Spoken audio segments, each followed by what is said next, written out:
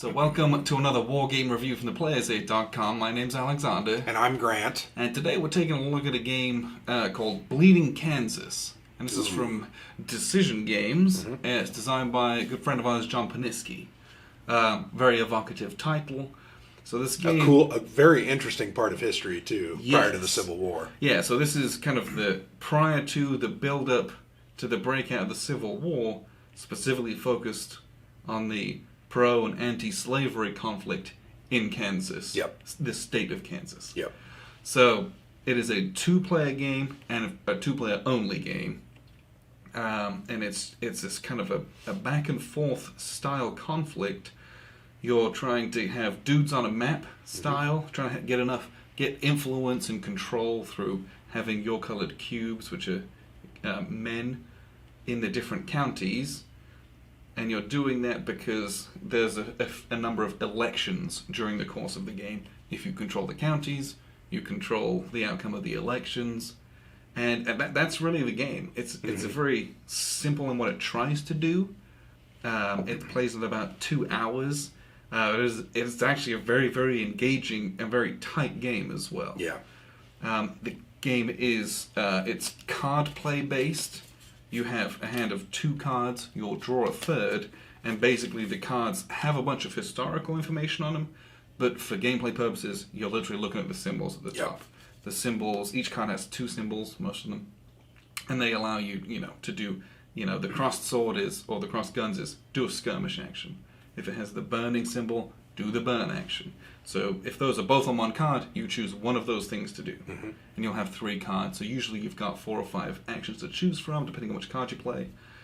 And that's it. You go back and forth through the course of the game, there's these breakpoints, which are these elections. Yeah. So you're trying to gain control and influence, and you have an election, get some VPs. And then you'll kind of start again, gain control, try and build on what you've established, do another election, gain some VPs. And the game plays in about 2 hours. You could call it early if things got lopsided very quickly. Well, and that can happen very easily if you let things get out of hand. Yes. Yep. But it's a short game, which is a refreshing. Yeah. A lot of war games are big ones. This one's not. It feels a good weight. And the rules aren't very... I think there are 8 pages of rules, maybe 10 pages. Actually, there's 13, 14. There are 14 pages of rules. There are some optional rules. And 14 pages of rules, they are not dense. No. There's a lot of pictures. Yeah. And so really, this is a very rules-light game. Right. The rulebook is very good. It is very good, I would agree with that. Which I was very happy about. Well, and we've played a couple of decision games where that's not been the case. Yes. Where there's been some ambiguity and some difficulty. I felt like this one was very well edited. Yes. I think it was reviewed quite often and really gave a very clear explanation of each of the different actions. Yes. And furthermore, the game, as you mentioned, the game has icons on the cards. So it really plays fairly quickly because you have a nice little player aid that lists all the different icons. So once you get familiar with, the cross swords are skirmish, here's the rules, you roll your dice, bam, it's over. Yeah.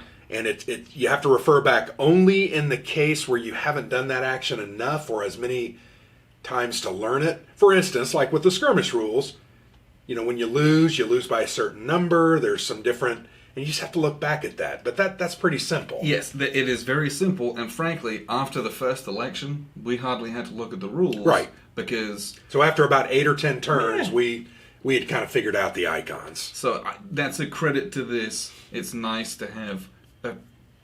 I want to say it's like a midweight game. It's not super crunchy, but it's not super light. No. There's some games where you're like, this is, there's almost nothing there. This has really some meat. Good decision making. Yeah. Your decisions are, I've got up to 6 icons on my cards. Which one am I going to do? There were some times I was paralyzed by my 3-card hand because I'm like, these are all bad. Yes. So where am I going to do something, or do I just discard a card and waste a turn and get on the back foot? But the game plays with these cubes on the board, and you're counting a couple cubes, and you're like, oh my gosh, this is so tight. 1 cube, 1 move. Yep. You can a lot of stuff can hinge on that. So Yeah. there's really good decision making in this one too. Well, and along with that, there is the point of, with your three card hand, you've really got to look, okay, here's what I can do, but there's always that unknown, that extra draw that you're going to get. Yeah, so you might be like, oh, sweet. Yeah. Or like, oh. Like, oh, I really need this to do, but you're trying to look in your hand and you're trying to put together some actions that actually work together to get you something, right? To get you either control or to destroy someone else's control or to move guys. What were these called again? They were called Those were the... settlers? Yeah. They're basically I want to say they were migrants. Isn't that terrible? But they were migrating west. That was the Right. migration action. They're just the settlers. But trying to, gear up for future attacks by, basically hornswoggling those guys that your way is the best way. Well, and some of the migration stuff was some of the most important part of this game. Yes. Where you move the guys to take advantage of them next turn. Yes. Very important. Yes. Like, I might take a migration action to get guys away from you. Absolutely. And closer towards me so that then Yep. I can start influencing them and getting them over to my side. It's kind of funny if you look at the bottom of the board. There's a lot of white cubes down there that it's like we moved them down there because they do no one any good. Yes. So very interesting. The influence mechanism is very cool. When you have your colored cube with white guys, you roll dice based on your influence points. You get 1 point for each cube you have in there, 1 or 2 points for the printed cities or capitals, and then it's just a matter of you got to roll a 5 or a 6 modified. So I liked that element, but I loved that concept of trying to understand how my actions would help me or hinder you. And then that continual looking at the election track and understanding, oh, I'm behind, so what do I need to do? And furthermore, I'm going to win this election because I control so many counties. I got to try to hold on to those counties. Yes. Yeah. And it's just interesting back and forth. And so I enjoy these kind of games, even when they're not war games. Mm-hmm. So we love the game called 5 Points Gangs of New York. It's an area control. It's an election area control Yep. dudes in a map game. And this has those aspects that I really like from that. Mm-hmm. But you also get to do some fighting, some Yep, skirmishing. You can burn towns to the Yep. ground, which is, do some atrocities and things like that. But that helps fuel getting towards the election as well as Right. removing influence points from the board. So there's a lot of really cool things that I like in this, whilst keeping it fairly palatable for a lot of non-war gamers as well. This is Agreed. a great educational piece, I would say. You could play this with a lot of different people. Yeah.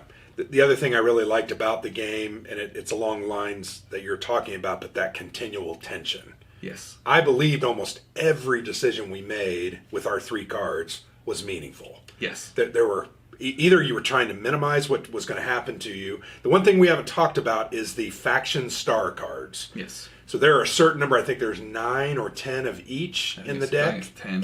Yeah. That has my faction star with 2 icons, and then your faction star with 2 icons. When you play one of those and it's your faction, you get to do both of those icons or one of those icons twice. If I play yours because I had no other options, or I really wanted to do that move or attack, I only got one of those, and then you as a free action got to do one of the others. Yes. And it was that was a very cool mechanic. Now I will say this, when you get those cards, sometimes it can hinder you, and then sometimes it can really help you, but trying to figure out what I'm going to do with this can of garbage is really cool. Yeah, there was even the decision to discard a card. Just Yeah. to say, I'm going to pass and do nothing. Even that's How kind many of times? I agonizing only at did times. that once. I think I did it twice. Twice. But making that decision might be easy from the cards that you have, but from the board state, Right. you might not be able to afford to do that Yeah. because you have to affect some things because You have to do something. And I think I made that statement when we were playing it, because I had to play a lot of your cards, it seemed. I was like, I have to do this because, frankly, the other action that was paired with it, I didn't really care if you did that. Yeah, well, and that's the other thing, is you're like, I've got your cards, but I'm like, well, I can play this because he's either just going to do something somewhat menial, Yeah. or something which he can't even do. Yeah, exactly. So I can afford to play this as a benefit to both of us, but you're not going to get the upper hand on Yeah. me from it somehow. A great example of that is Skirmish. If we don't have cubes in the same area, play with impunity that card, because I'm not going to do that. I'll probably do move or something else. Or like, oh, you put out one political marker in that really, really big 1857 election, Right. which really doesn't if matter. I've got a lead in that, I can afford to have you put a political marker out, once. Yeah. But what I'll do is, I think I'll show you the board, and then we'll wrap up with some more thoughts on this, and we'll get you on your way. So here's a look at the map.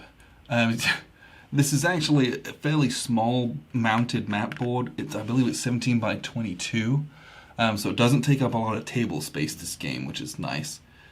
This is not how the game starts off. This is very much towards the end of the game. We want to set up with some good action going on. So the pro-slavery faction controls all the tan cubes. The anti-slavery faction controls the blue cubes, and the white ones are all in neutral kind of settlers. And over the course of the game, when you take migration actions, or there's an automatic one at the end of each elections, these white cubes move west across the board. So these guys off the edge might just leave the board, but these guys will kind of filter through. So there's new guys to influence. Because if you look at the period of the game, it's 1854, 1855, 1857. There's a year or two between the elections. It's enough time for kind of fresh blood to move in through the counties, so to speak. Now, the gameplay itself is played using this deck of cards. Each player holds 2 cards in their hand. So this guy, all of these cards, you got a really nice picture, and the person is James Buchanan, and you got Horace Greeley, and you've got good text on them as well, kind of describing who they were and why they were an important person in this particular setting. But all of that is just flavor and history. Important, but that's all it is.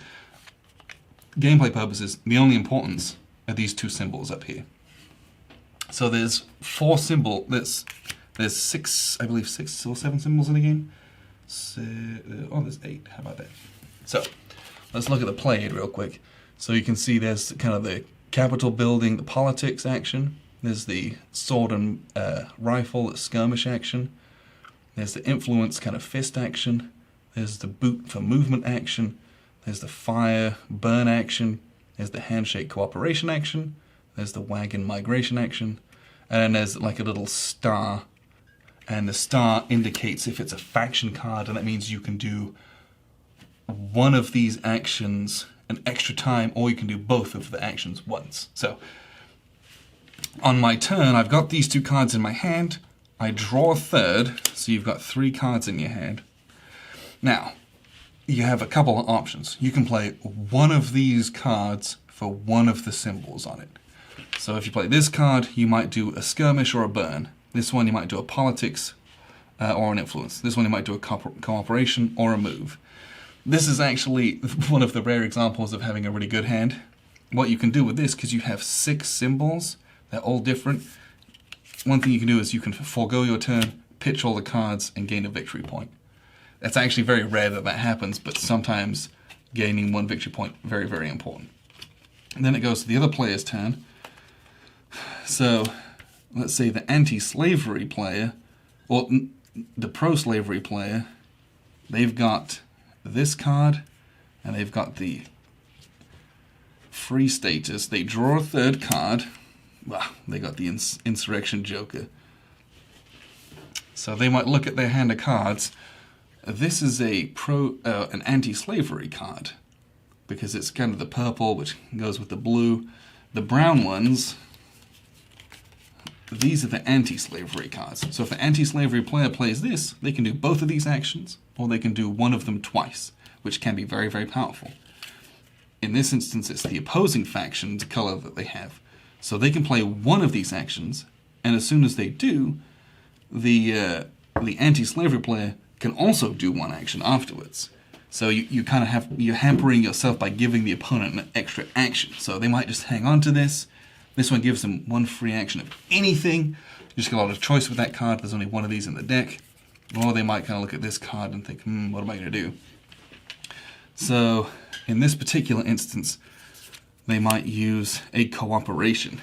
Now, a cooperation enables you to either, where you have mixed units together, you can move an enemy cube out, which can be used to kind of rebalance control, or it can be used to put out a fire and kind of rebuild, or it can be used to move the federal troops.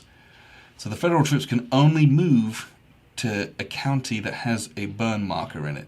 Basically, it just kind of like stops any more fires breaking out as they kind of split the sides apart.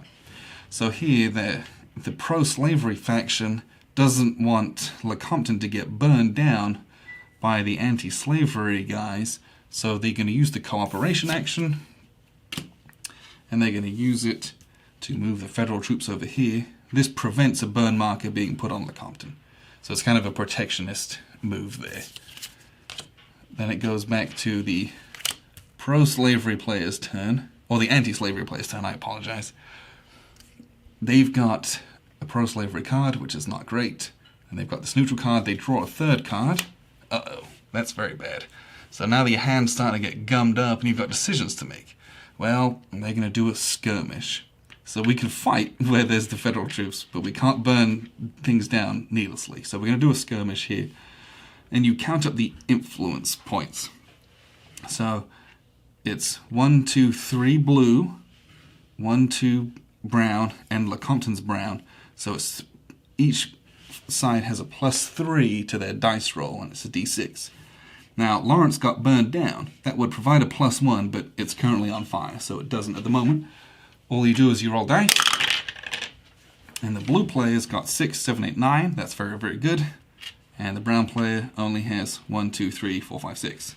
So when it's 9 to 6, what happens is we kill a cube because we defeated them by 3 or more.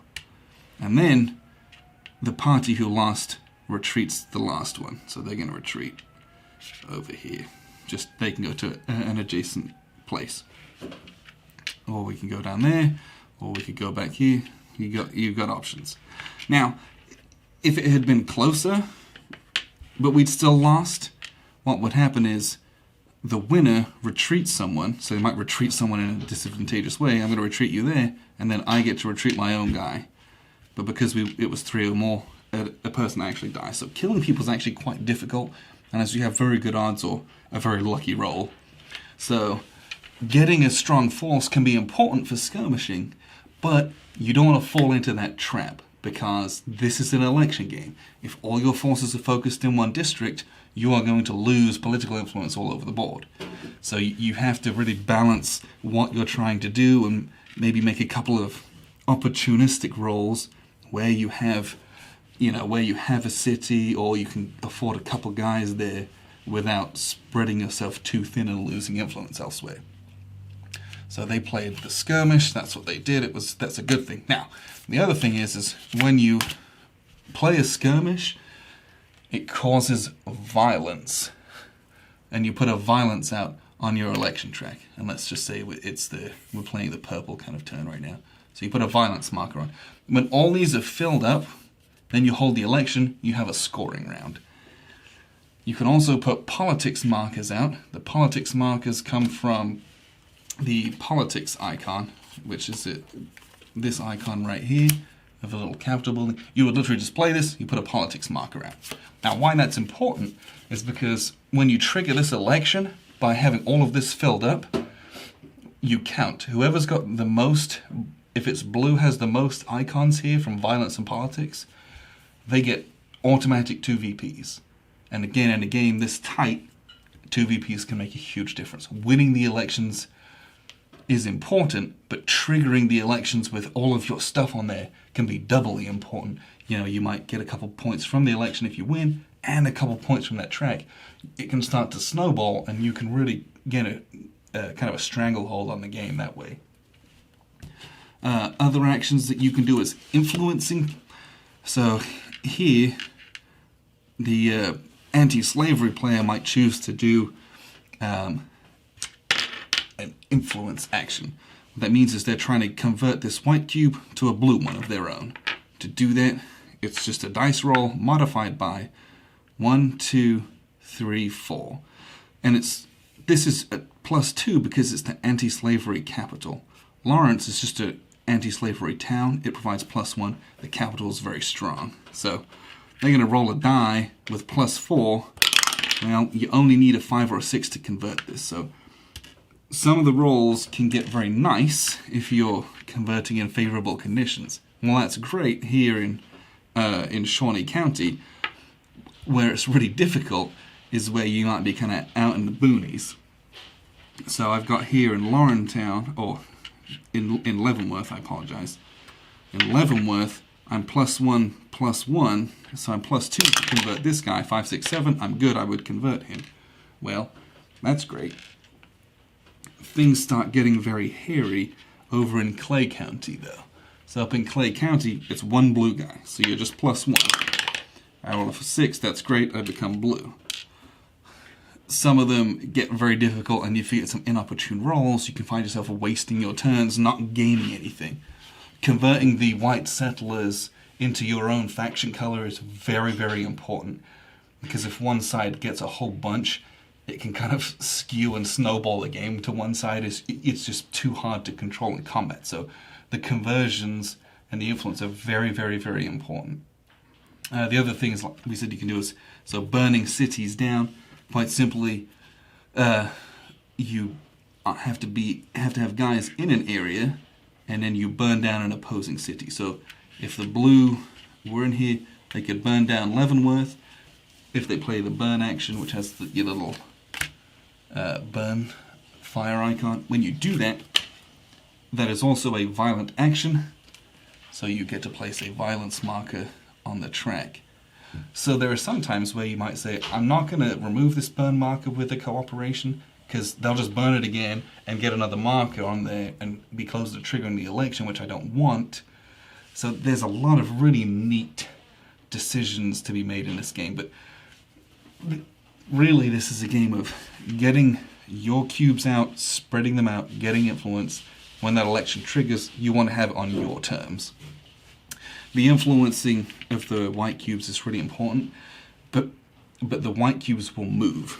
The last action that we really haven't talked that much about is the migration symbol, this little wagon.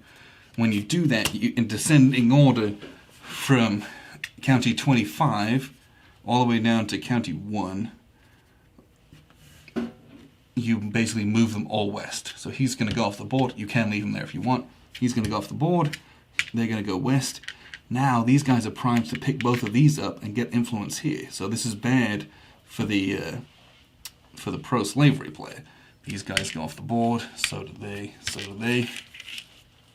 And whoever triggers the migration with that migration symbol, they get to decide. So you can say, well, this guy, I want to move him down here because I want to keep him away from these blue guys. Even though this is a legal move, so is this, so is this. We have to move down here to kind of almost screw him out of 3 guys. He's going to move over here. He's going to move over here. He's going to move here. This guy's going to move into this area so I can influence him there. 1, 2, 3, 4. And this is where, if it's the blue player, they're going to move him here, because at least they might have a chance to do it.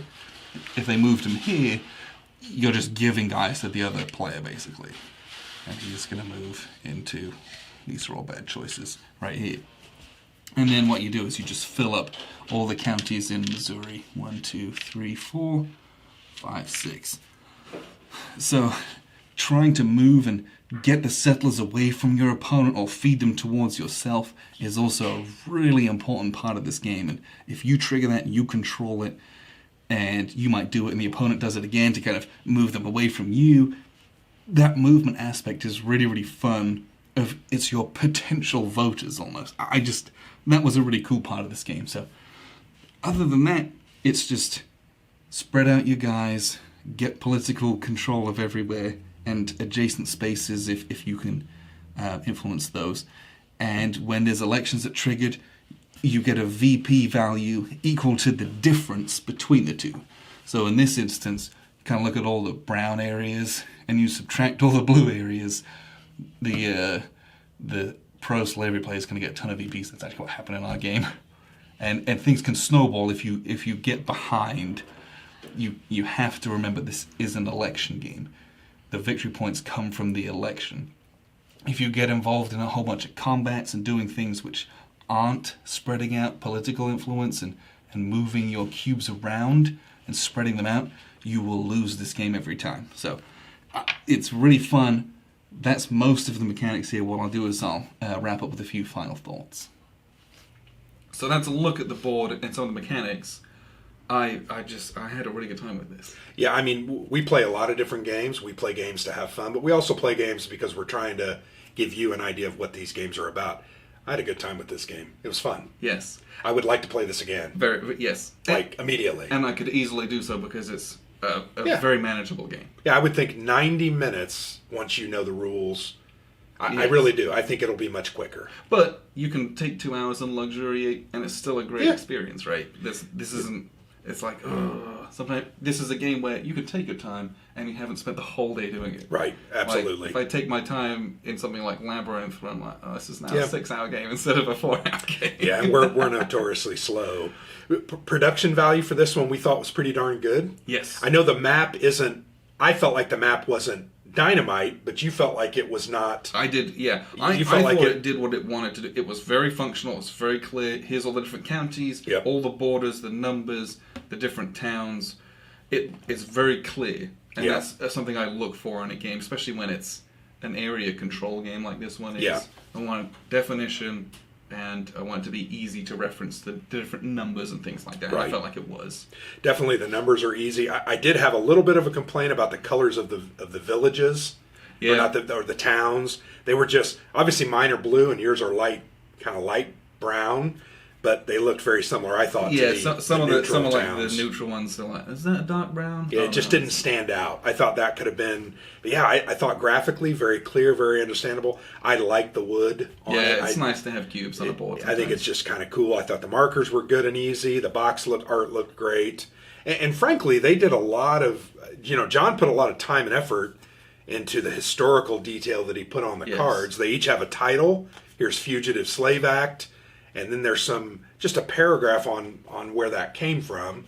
They also did an entire book. Yes. That's kind of a companion to the play. It's about a 10, 12 page book.